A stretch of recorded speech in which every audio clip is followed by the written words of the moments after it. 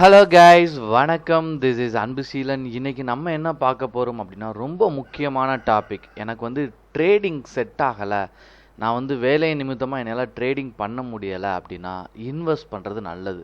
அந்த investment plan எப்படி பண்ணணும் அப்படிங்கிறது தான் இந்த வீடியோவில் பார்க்க போகிறோம்.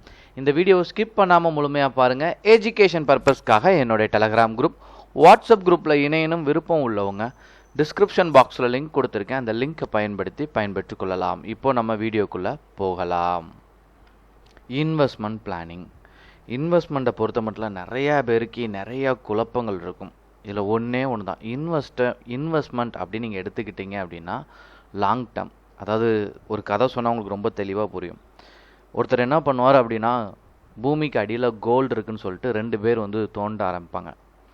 ஒருத்தர் தோண்டுவார், இம்மிடியேட்டாக ஒரு ப்ராஃபிட் கிடைக்கும். சரிங்களா, இம்மிடியேட்டாக அந்த கோல்டு கிடைக்கும். கோல்டு தான் ப்ராஃபிட் சொல்கிறேன். ஸோ அந்த கோல்டு கிடைக்கும். உடனே அவர் என்ன பண்ணுவார்னா, அதை எடுத்துகிட்டு போயிட்டு இன்னொரு இடத்துல குழி தோண்டுவார். ஒருத்தர் என்ன பண்ணுவார் அப்படின்னா, தோண்டிகிட்டே இருப்பார், வருஷ கணக்காக தோண்டிகிட்டே இருப்பார். சரிங்களா, நாளெல்லாம் கழிஞ்சிரும், வருஷம்லாம் கழிஞ்சிரும், ஒரே வேலையை சரியாக பண்ணிகிட்டே இருப்பார். அந்த கோல்டு பார்த்தீங்கன்னா முதல்ல கிடைச்ச நபரை விட இவருக்கு கிடைச்சது பல மடங்கு அதிகமாக இருக்கும். இது 2 கதையில் என்ன புரிஞ்சுக்கணும் அப்படின்னா, நிறையா பேர் இன்வெஸ்ட் பண்ணுவாங்க, லாங் டேர்மாக பண்ண மாட்டாங்க. எல்லோரும் என்ன பண்ணுவாங்கன்னா, ஒரு இன்வெஸ்ட்மெண்ட் பண்ணுவாங்க, ஒரு ப்ராஃபிட் கிடைக்கும், அந்த ப்ராஃபிட் எடுத்துகிட்டு இன்னொரு ஸ்டாக்கில் போயிட்டு இன்வெஸ்ட் பண்ணுவாங்க, அதையும் ஷார்ட் டேர்மாக பண்ணுவாங்க. தொடர்ந்து ஸ்டாக் மார்க்கெட்டில் ப்ராஃபிட் வராது, அது யதார்த்தம், எல்லாத்துக்குமே தெரியும். ஏன்னா ஷார்ட் டேர்மில் பண்ணும்போது எப்போயாச்சும் ஒரு திருப்பி, அதாவது 500 வாட்டி நீங்கள் ப்ராஃபிட் பண்ணி ஒரு வாட்டி லாஸ் பண்ணாலும் அந்த 500 வாட்டி பண்ணு சேர்த்து எடுத்துகிட்டு போயிடும். அதுதான் ஸ்டாக் மார்க்கெட். இவர் என்ன பண்ணுவார் அப்படின்னா, அந்த பணத்தெல்லாம் கரைச்சிடுவார். ஆனால் லாங் டேர்மில் பொறுமையாக வெயிட் பண்ணுறவங்க இருக்கிறாங்கல்ல, அவங்களுக்கு சக்ஸஸ் அப்படிங்கிறது தொடர்ச்சியாக வந்துகிட்டே இருக்கும். அதில் முதல் விஷயம் என்ன அப்படின்னு பார்த்தீங்கன்னா, வெரி ஷார்ட் டேர்ம் கோல். பொதுவாக ஸ்டாக் மார்க்கெட் அப்படி நீங்கள் எடுத்துக்கிட்டீங்க அப்படின்னாலே ரிஸ்க்கு தான். அதாவது பேங்க்கில் நீங்கள் டெபாசிட் பண்ணுறதுமே ரொம்ப சேஃபெல்லாம் கிடையாது. பேங்க் திவால் ஆயிடுச்சுன்னா அதுலேயுமே பிரச்சனை இருக்குது. நிறையா எல்லாமே இங்கே லைஃபுங்கிறது சேவே கிடையாது. சரிங்களா, இதில் ஷார்ட் டேர்ம் பண்ணும்போது என்ன அப்படின்னா, நமக்கு நிறையா அறிவு தேவைப்படும். நாலேஜுங்கிறது ரொம்ப நிறையா இருக்கணும். இன்னொன்று, ஷார்ட் டேர்ம் பண்ணும்போது ஸ்டாக் மார்க்கெட்டில் இந்த ஆப்ஷன், இன்ட்ராடே, அதாவது டெய்லி வாங்கி டெய்லி விற்கிறது அப்படின்னு சொல்லி பங்குச்சந்தையில் ஈடுபடுவாங்க. அந்த மாதிரி ஈடுபடவே கூடாது. அப்படி நீங்கள் ஷார்ட் டேர்மில் பண்ணுறீங்க அப்படின்னா என்ன பண்ணால், முழு அமௌண்ட் கொடுத்து என்ன பண்ணால் ஈக்குவிட்டியாக ஹோல்ட் பண்ணும். ஏன்னா ஷார்ட் டேர்ம் இன்வெஸ்ட்மெண்ட் அப்படின்னு எடுத்துக்கிட்டாலே 6 மந்த்ஸ் மினிமம் இருக்கும். அதாவது கான்ட்ராக்ட் அப்படின்னு சொல்லுவாங்க ஸ்டாக் மார்க்கெட், அதெல்லாம் 3 மாதம். சரிங்களா, இப்போ ஸ்டாக் மார்க்கெட்டை பற்றி ஒன்றுமே தெரியலை அப்படின்னா இப்போ நான் சொல்கிறது குழப்பம். உங்களுக்கு புரியக்கூடிய விஷயம் என்ன அப்படின்னா, ஸ்டாக் மார்க்கெட்டில் முழுசாக அமௌண்ட்டை கொடுத்து, ஒரு ஸ்டாக்கோட வேல்யூ 100 ரூபா அப்படின்னா முழு அமௌண்ட்டு கொடுத்து 6 மாதம் அதை ஹோல்ட் பண்ணும். இது நாம் எந்த நாலேஜுமே இல்லாமல் இது பண்ணோம் அப்படின்னா இந்த ஷார்ட் டேர்மில் மாட்டிப்போம். அதனால் என்ன பண்ணோம் அப்படின்னா, ஒரு நிதி ஆலோசகரை நம்ம இதில் கண்டிப்பாக வச்சுருக்கணும். இரண்டாவது பார்க்கக்கூடிய விஷயம் என்ன அப்படின்னா, ஷார்ட் டேர்ம் கோல். முன்னாடி பார்த்தது பார்த்தீங்கன்னா வெரி ஷார்ட் டேர்ம். சரிங்களா, இது ஷார்ட் டேர்ம் அப்படின்னு நீங்கள் எடுத்துக்கிட்டீங்க அப்படின்னா 6 மந்த்ஸில் இருந்து, சரிங்களா, ஒரு 2.5 வருஷத்துக்குள்ளே நீங்கள் பண்ணக்கூடியது தான் ஷார்ட் டேர்ம் கோல்.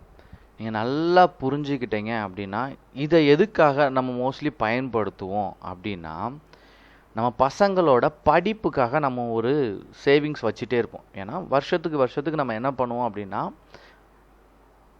சாப்பிட்றோமோ இல்லையோ, சரிங்களா, நம்ம வீட்டுக்கு கடன் பே பண்ணுறோமோ இல்லையோ, ரெண்ட் பே பண்ணுறோமோ இல்லையோ, ஆனால் ஸ்கூல் ஃபீஸ் நம்ம கரெக்டாக கட்டி தான் ஆகணும். சரிங்களா, ஏன்னா வீடு இல்லைன்னா கூட சொந்தக்காரங்க வீட்டில் போய் இருந்துக்கலாம். இந்த மாதிரி நிறையா பிரச்சனையில் இந்த ஷார்ட் டேர்ம் கோலை எஜுகேஷனுக்கு பயன்படுத்தலாம். ஏன்னா 2.5 வருஷங்கிட்ட நம்ம இதை பண்ண போகிறோம். சரிங்களா, அதனால் என்ன பண்ணணும் அப்படின்னா, சரியான நிதி ஆலோசகரை பிடிச்சி, சரிங்களா, அவர் என்ன மாதிரியான ரெக்கார்டு எப்படி பண்ணியிருக்கிறாரு, அவரோட ரெக்கார்ட்ஸ் எல்லாம் கேட்டு, இவர் எப்படி பண்ணிகிட்ருக்காரு, 1 இயரில் 2 இயரில் பண்ணும்போது இவர்கிட்ட ப்ராஃபிட் உண்மைக்குமே வருதா அப்படிங்கிறத கரெக்டாக செக் பண்ணி அந்த மாதிரி நிதி ஆலோசகர்கிட்ட பயன்படுத்தி, ஏன்னா 2 வருஷம், நீங்கள் 2.5 வருஷம் 3 வருஷம் அந்த மாதிரி ரேஞ்சில் போகும்போது கண்டிப்பாக அதில் ப்ராஃபிட் இருக்கும். அதில் எந்த மாற்று கருத்தும் இல்லை. ஆனால் ஸ்டாக் மார்க்கெட்டில் சரியான இடத்துல சரியான நேரத்தில் இன்வெஸ்ட் பண்ணும், அதுவும் முக்கியமான விஷயம். மூணாவது பார்க்கக்கூடிய விஷயம் என்ன அப்படின்னா, மீடியம் டேர்ம் கோல்ஸ். அதாவது நமக்கு நிறைய ஒரு பிளான் இருக்கும், நமக்கு ஒரு எக்ஸஸாக ஒரு அமௌண்ட் வந்துகிட்டே இருக்கும். நம்ம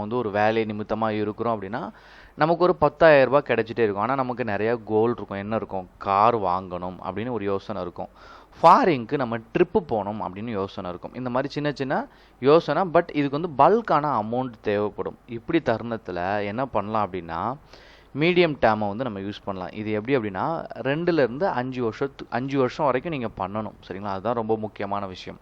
நிறைய பேர் பண்ணுற தப்பு என்ன அப்படின்னா இன்றைக்கே ஸ்டாக் மார்க்கெட்டில் பணத்தை போட்டுட்டு என்ன பண்ணுவாங்க, நாளைக்கே பணக்காரன் ஆகணும்னு நினைப்பாங்க. அப்படியெல்லாம் கிடையாது. 2 விஷயத்த நீங்கள் பார்த்துக்கணும். சரிங்களா?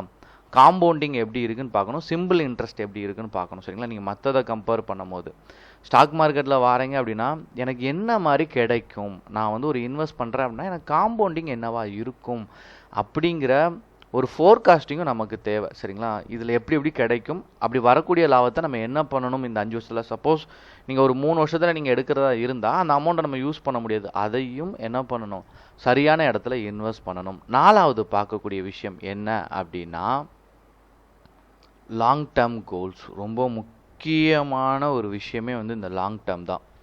இதில் என் கிளாஸ் படிக்கும்போது நான் நிறையா ஸ்டூடெண்ட்டை கேட்பேன், நான் ஒரு 2 லட்ச ரூபா உங்கள் கையில் கொடுக்குறேன், இப்போ நீங்கள் ஒரு பிஸ்னஸை ஸ்டார்ட் பண்ணுங்கள், 10 வருஷத்தில் நீங்கள் என்னவா பண்ணுவீங்க அப்படின்னு நான் கேட்கும்போது மெஜாரிட்டியாக பிஸ்னஸ் பண்ணுறவங்களே சொன்ன விஷயம் வந்து அதை வந்து ஒரு 10 லேக்காக என்னால் ஒரு 4 மடங்கு என்னையால் அதை கன்வெர்ட் பண்ண முடியும் அப்படிங்கிறதான். இது யதார்த்தமாக ஜென்ரலாக எல்லாத்துக்குமே தெரியும். நம்ம ஒரு பெட்டி கடை வச்சு நம்ம ஆரம்பித்தா கூட 2 லட்சத்தை வச்சு ஆரம்பிக்கிறோம் அப்படின்னா கண்டிப்பாக 10 வருஷத்தில் அது வந்து என்னவா ஆகும், 10 லட்சமாக நம்மளால் மாற்ற முடியும். அதில் எந்த மாற்று கருத்தும் இல்லை. பட் அந்த கடைக்காரர் குடிகாரராவோ சரிங்களா நிறைய எக்ஸ்பென்ஸ் பண்ணாலும் இது பிரச்சனை இருக்கும். அதனால தான் கம்பெனி டேட்டாவை செக் பண்ணணும் அப்படிங்கிறத சொல்லுவாங்க.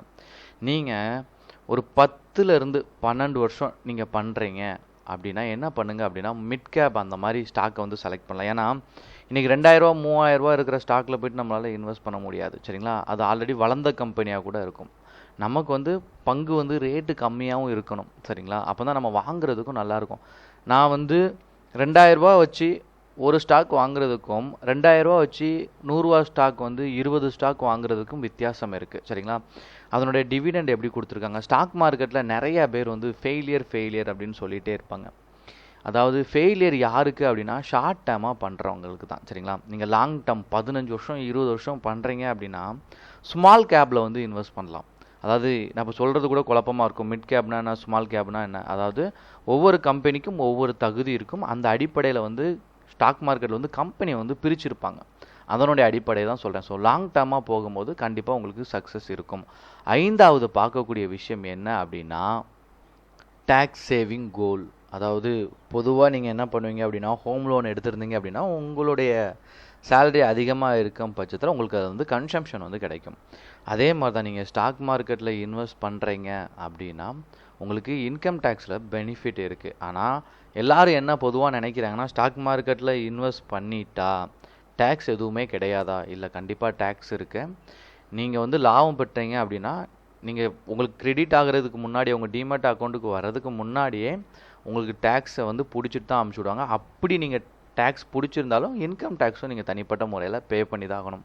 அதில் எந்த மாற்று கருத்தும் இல்லை. பட் இனிஷியலாக நீங்கள் பண்ணும்போது ஸ்டாக் மார்க்கெட்டில் லாங் டேர்ம் ப்ராசஸில் நீங்கள் பண்ணும்போது உங்களுக்கு டேக்ஸில் கன்சம்ஷன் இருக்குது. ஸோ அதை பயன்படுத்திக்கலாம். சரிங்களா? Okay guys, thank you so much for வாட்சிங் this video. Tata, bye, see you.